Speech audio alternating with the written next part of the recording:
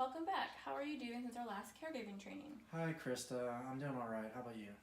I'm doing well, thanks for asking. How has your mother been? She's been well.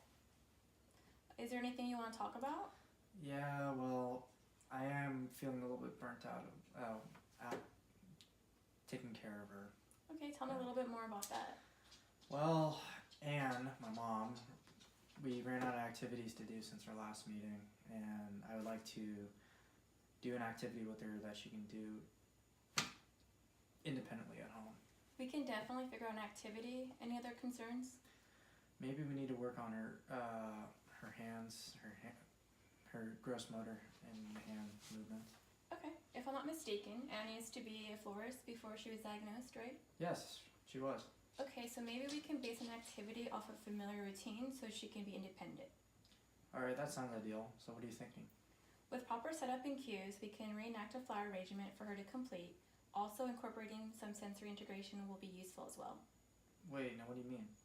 Sensory integration refers to the interaction of the senses to each other and how they influence each other. For example, the smell of flowers could trigger some memories of her old routine. Also, I could show you other sensory inputs such as touch and verbal cues, which may help. Okay, that sounds easy. Is there any others?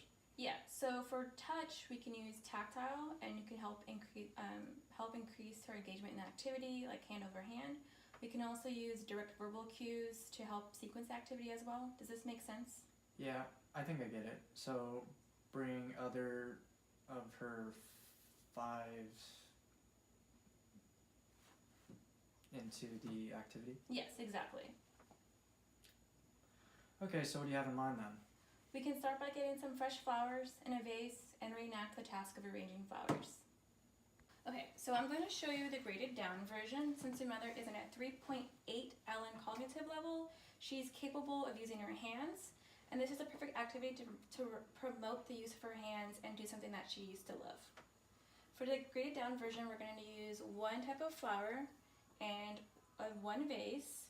If she finds this activity too easy, we can grade it up by using two types of flowers and different vases as well. Okay, but what about using 3 or 4 different types of flowers? So at this stage of her dementia, your mother can only follow about 1 to 3 steps at a time. Having more than 2 different types of flowers might confuse or frustrate her. Oh, okay, so how would we end up preparing for this activity? Okay, so I would recommend using a table or space with minimal stimuli so there's no distractions for the activity. Also keep all the objects placed directly in front of her, because if it's out of her tunnel vision, she's unaware of them. And an action associated with an object and visible supplies as well, not the actual project or activity outcome, and verbal instructions to modify the performance of an action.